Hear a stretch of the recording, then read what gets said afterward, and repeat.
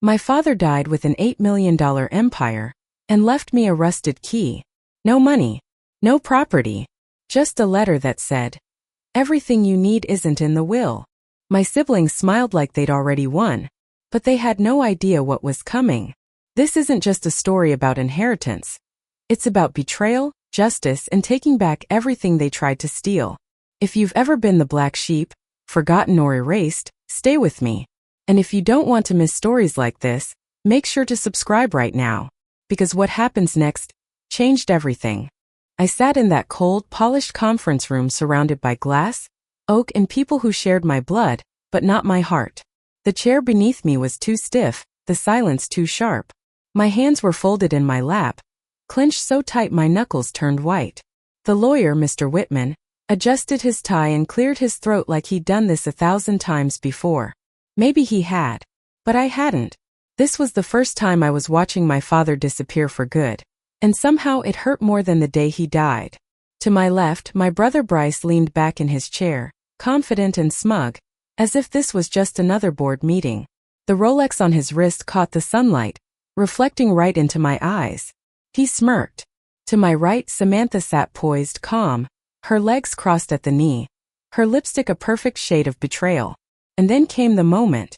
Mr. Whitman opened the folder and began to read. Per the final will and testament of Charles Allen Rivers, the estate, company shares, financial holdings, and real property are to be divided equally between Bryce Rivers and Samantha Rivers. That was it. Just like that. No pause. No mention of my name. As if I had never existed. My throat went dry. I blinked. Once. Twice. Wait. I leaned forward slightly. "I'm sorry, did you forget?" Mr. Whitman didn't even flinch. He simply turned the page and continued. To Elena Grace Rivers, the decedent has left a personal item, a letter and one additional object, to be disclosed upon request. A letter. And an object. Not even named. Bryce chuckled under his breath, a low amused sound. "Wow, that's cold," he said, shaking his head as if this were entertainment. Samantha shot me a brief glance, somewhere between pity and superiority, but I couldn't look at them. I was too focused on the envelope Mr. Whitman had just slid across the table. It had my name written on it. In my father's handwriting. Sharp, deliberate strokes. Just like his voice had always been. With trembling hands I opened it. A single line scribbled on cream paper. "Everything you need isn't in the will." That was all. No love. No explanation. No goodbye. Just that. My stomach twisted. My lungs couldn't find air. I had spent 34 years trying to make him see me. Trying to earn a space at the table that had always been set for two. Bryce, the heir, and Samantha, the darling. I had been the quiet one. The dependable one. The invisible one. I felt the heat rising in my cheeks, but I refused to let them see me cry. Not here. Not now. I folded the letter carefully as if it were sacred, though it felt like a slap, and placed it back in the envelope. Then I stood. The chair scraped loudly against the hardwood floor, slicing through the silence. Bryce raised an eyebrow. "You're not going to fight this?" he asked. I met his gaze. Steady. Unshaken. "No," I said. And I walked out. No goodbye. No tears. Just footsteps echoing in a corridor of silence. But what they didn't know, what neither of them could possibly have imagined, was that they hadn't seen the last of me. Outside, the wind had picked up. Dry leaves danced around the courthouse steps as I stepped into the open air. I inhaled, trying to shake off the feeling of being crushed from the inside out. The sky was overcast, and the weight in my chest matched the clouds above. I clutched the envelope in my coat pocket. One sentence. That was all he had left me. But somehow it felt heavier than all the millions he'd left behind. I walked with no direction. Just the noise of traffic and the sound of my father's voice echoing in my head. Everything you need isn't in the will. What did that even mean? Was it his version of a riddle? A punishment? A test? Or was it a clue?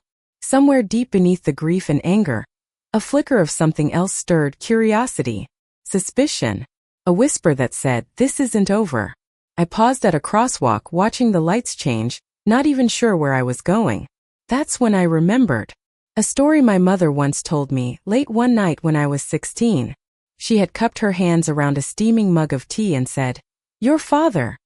He never shows you everything at once, Elena. He hides the truth in layers. And the key is always where you least expect it." Back then I thought she was just being poetic. But now I wasn't so sure. I pulled the envelope out again. Inside, tucked behind the letter, something sharp scraped my finger. A key. Old. Iron. Slightly rusted. No label. No clue. I stared at it. A key to what? Or to who? And in that moment I knew. This story wasn't ending. It was just beginning. They say blood is thicker than water. But nobody ever tells you that sometimes blood can drown you faster. The key burned in my pocket as I drove away from the lawyer's office that day, the city blurring past my window. I kept replaying the reading of the will in my mind, searching for something, anything that made sense. But it didn't. Nothing about it did. How do you erase a daughter from your legacy? How do two siblings sit there, calm, smiling while they watch it happen? Maybe I was naive. Maybe some part of me still believed that family meant something even after everything. The light turned red.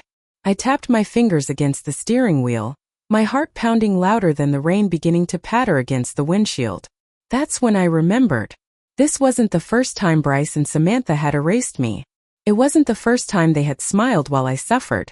It had started long before our father's will. I was 15 the first time Bryce taught me what betrayal felt like. It was the night of Dad's charity gala. A big deal in our town. Hundreds of people, fancy clothes, camera flashes. I had accidentally knocked over a tray of champagne glasses, and when the caterer demanded to know who was responsible, Bryce stepped forward first. "It was Elena," he said without hesitation. And just like that, the blame was mine. I spent the rest of the night cleaning sticky floors in the kitchen, while he slipped back into the party like a golden boy. Later, I found out from Samantha that he had been the one who bumped the waiter. She laughed about it, tossing her hair over her shoulder like it was nothing. "That's just how things work around here," she said. "And besides, you're used to being invisible." The memory hit me like a fist to the gut now all these years later. I had been invisible my whole life. And Bryce and Samantha had counted on that invisibility to erase me again. But this time I wasn't going to stay silent. I needed to know how deep the betrayal went. That night, after pacing my small apartment for hours, I opened my laptop. I didn't know exactly what I was looking for. Maybe old family documents, maybe clues. But something inside me itched, a sense that there was more to this story than what Mr. Whitman had handed us. And then I found it, buried in a digital archive from the law firm's secure portal. A file date stamped 3 weeks before my father's death. It was a memorandum between Mr. Whitman and Bryce. Subject line: Advance will review, exclusion of third beneficiary. My chest tightened. Third beneficiary? Me. I clicked through quickly, my hands shaking. Inside, detailed discussions about streamlining the estate, avoiding family disputes, and ensuring primary assets remain within the primary heirs. It was cold, clinical, calculated. They had planned it. They knew before he was even buried that I would walk away with nothing. I sat back in my chair, feeling like the air had been sucked out of the room. Betrayal wasn't something that happened in a moment. It was layered thick like tar, and my family had been painting me out of the picture stroke by stroke for years. My mind raced through every interaction in the past 6 months. Bryce offering to help Dad with his legal paperwork. Samantha spending long weekends at Dad's estate under the guise of family time. They weren't comforting him. They were positioning themselves. And I had been too blinded by grief and hope to see it. The key in my pocket pressed against my thigh. A sharp reminder. They had taken the money. They had taken the property. But maybe, just maybe, they hadn't taken everything. Because there was still one thing they didn't know about. The key.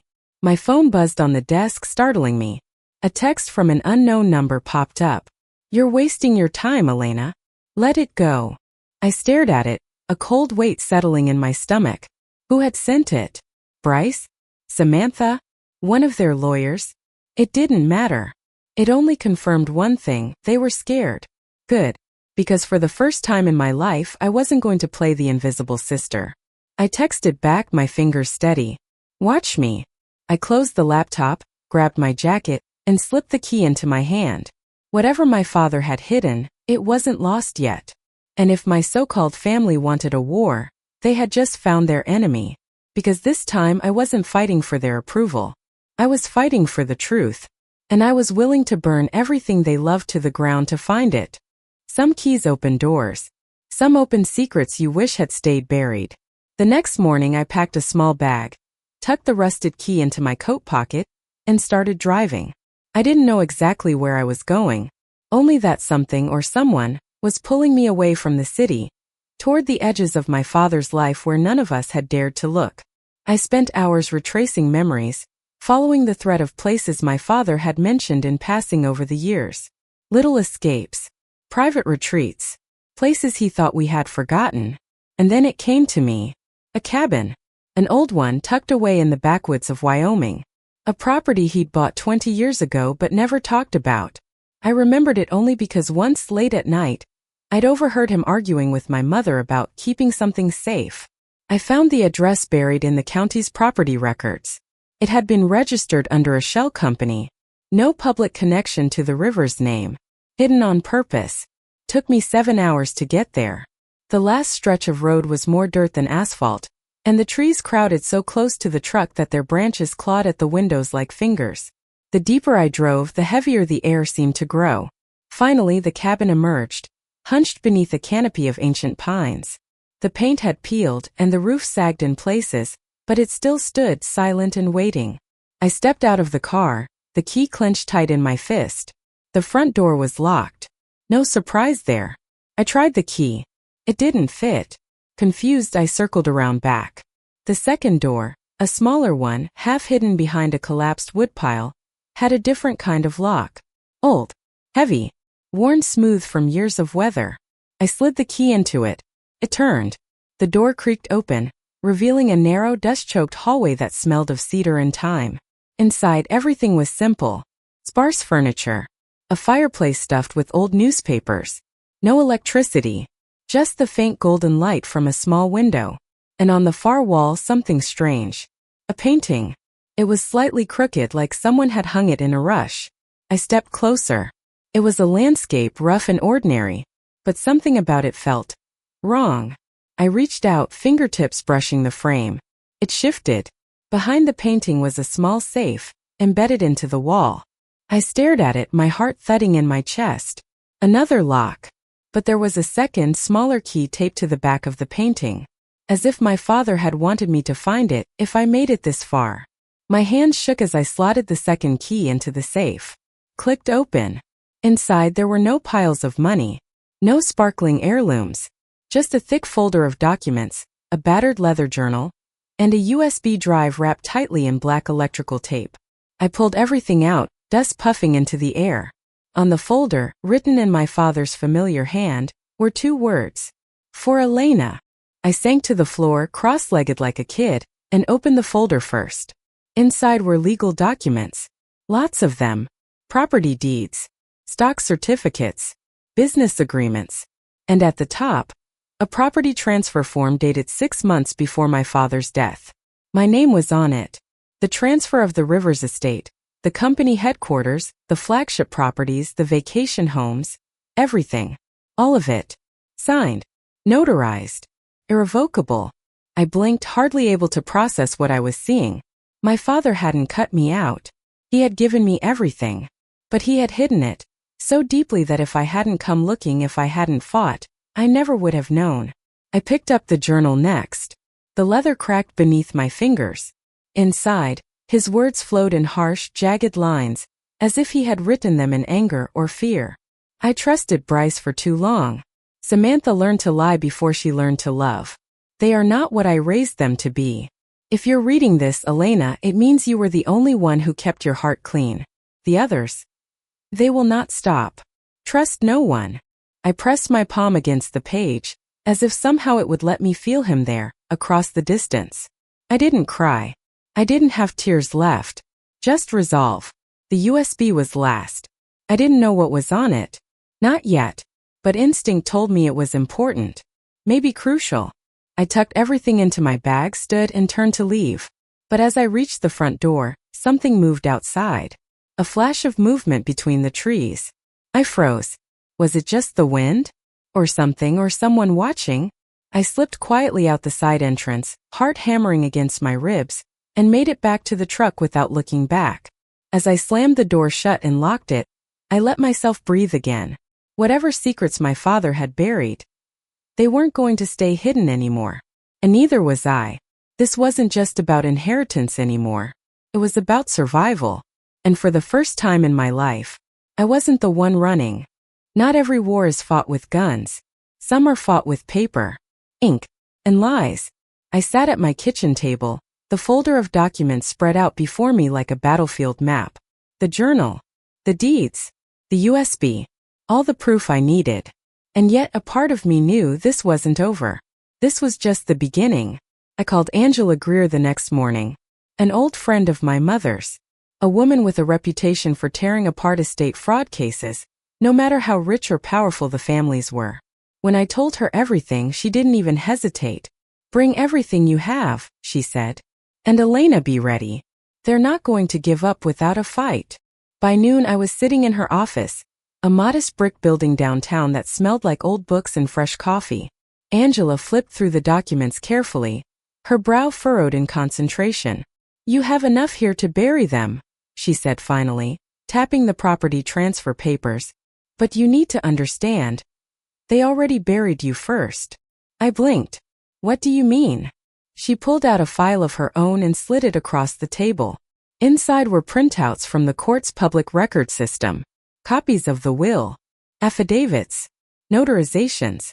At first glance it all looked legitimate, until she pointed to a small, almost invisible line at the bottom of the page. Certified by Notary Public, Victoria Monroe. I didn't recognize the name. Angela leaned back in her chair.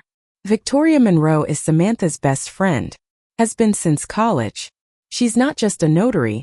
She's their insurance policy. The pieces started clicking together in my mind. The will wasn't just suspicious. It had been manipulated. Maybe even forged. Without this property transfer, Angela said, tapping my father's secret documents, you would have had no way to challenge it. You would have lost everything. And you would have never even known why. A cold chill slid down my spine. They hadn't just hoped I would stay quiet.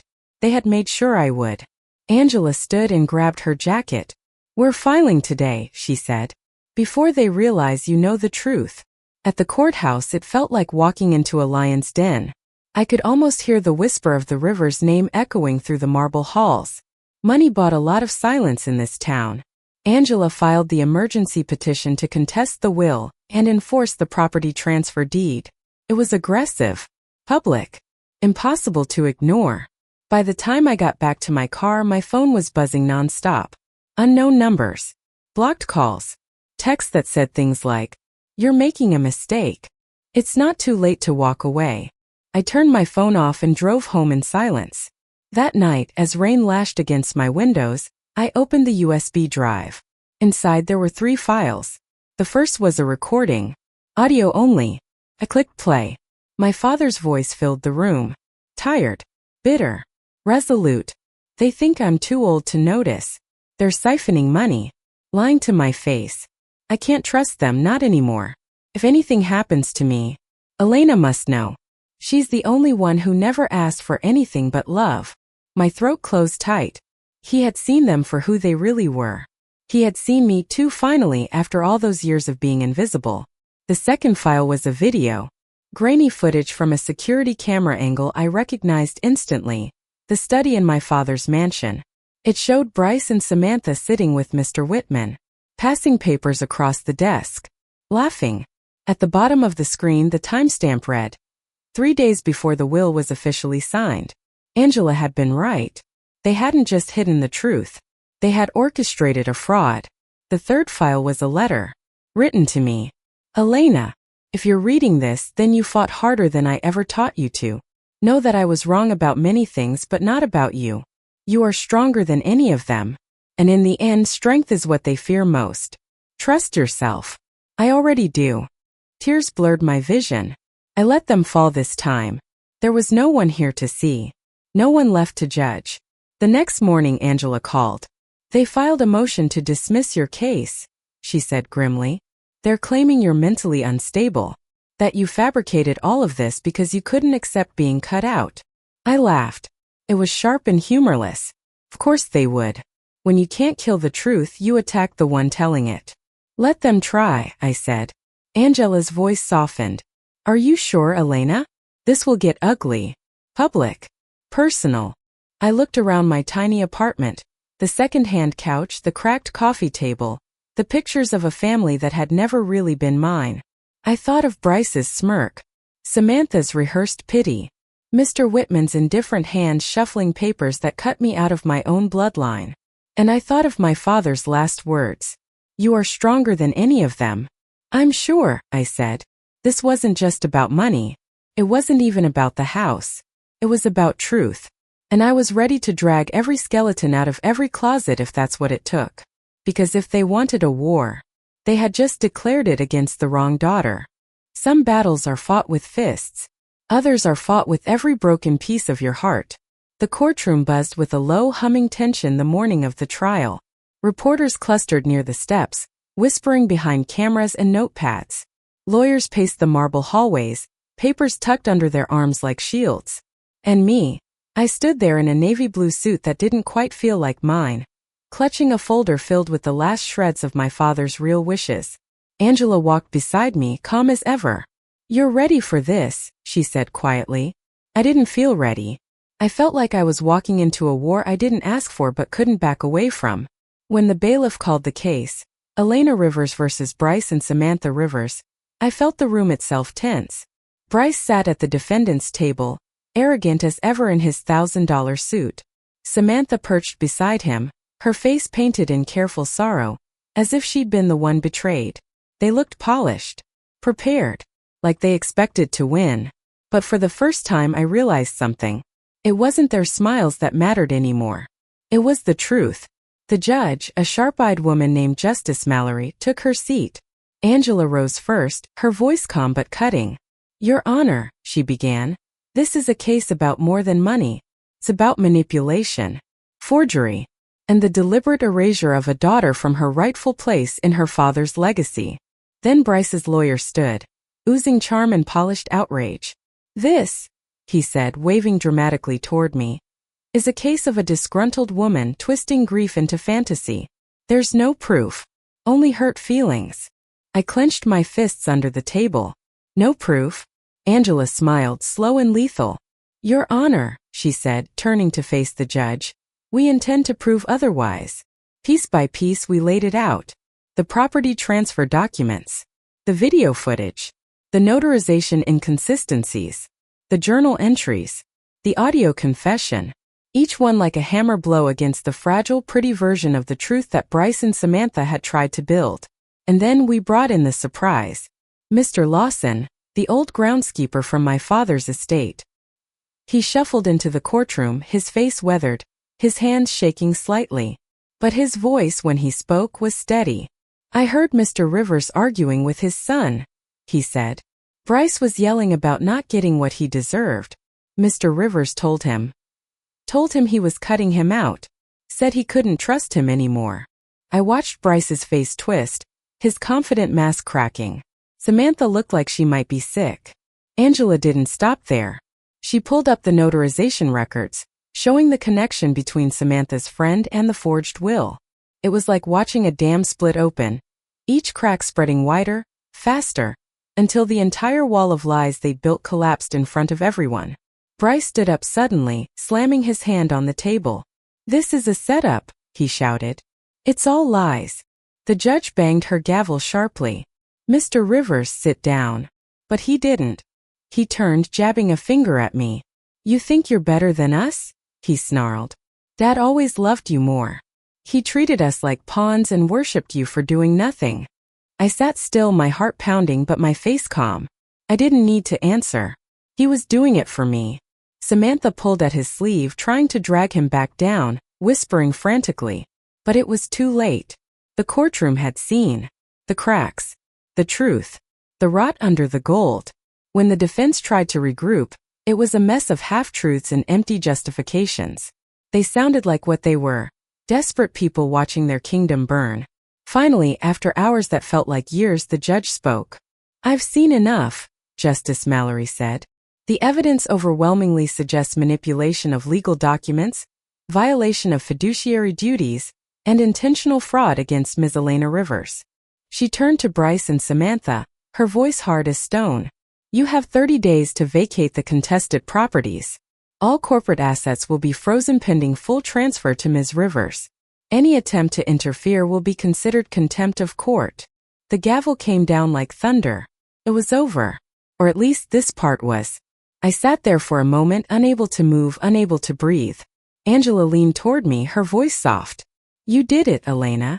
But it didn't feel like victory. Not yet. Bryce and Samantha gathered their things, their faces pale, their eyes hollow.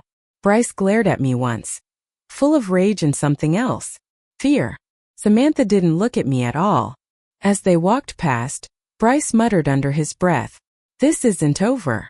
Maybe it wasn't. Maybe some wars never truly end. But as I gathered my papers and stood, I realized something else. They had fought for greed. I had fought for truth. And in the end, truth had won. The house looked different now. Empty. Echoing. The halls where my father's voice had once thundered now carried only the soft, almost apologetic shuffle of my footsteps. The gold-framed family portraits had been stripped from the walls. The furniture sat covered in white sheets like forgotten memories. I walked slowly through each room, the key my key, twisting between my fingers. This place had once been a prison. Now it was mine. But as I moved through the silence, a strange feeling settled into my chest. Winning didn't feel like I thought it would. I should have felt triumphant, vindicated, free. Instead, I felt hollow. In the living room, I found an old armchair that had escaped the coverings. My father's favorite chair. The leather was cracked at the edges, the seat worn down from years of use. I sat down, curling my legs under me like I used to as a little girl when I would sneak into his office just to be near him, hoping he would notice, hoping he would smile. I pulled out his journal, the one I had found in the cabin. I flipped to the final page. There, in his rough handwriting, were the words I hadn't been ready to see until now. Love is not measured by money or inheritance. It's measured by what we choose to carry, and what we choose to let go. I let the journal fall closed in my lap. Letting go. I thought taking back what was mine would heal the scars. I thought standing in this house victorious would erase the years of feeling forgotten. But the truth was simpler and harder. Winning hadn't made me whole. Forgiving might. Across the room on the windowsill sat a dusty photograph. I wiped it clean with the sleeve of my jacket. It was us. Me, Bryce, Samantha. And my father. A rare day when we'd all smiled at the same time. Genuine smiles, not the brittle ones we wore later. When the world taught us how to sharpen our edges. I traced their faces with my finger. We had been a family once. Broken. Flawed. But still a family. I thought of Bryce's face in court. Twisted with rage, but underneath it fear. I thought of Samantha's hand shaking as she packed her things. They hadn't just lost the money. They had lost themselves long before today. And maybe I would too if I wasn't careful. I stood up, tucked the photograph into my coat pocket, and walked out of the house. Not because I was giving up. Because I was choosing to carry something different forward. I wasn't going to turn my life into a battlefield. I was going to build something better out of the ashes. A month later, standing before a crowded room full of reporters and family friends, I made my final announcement.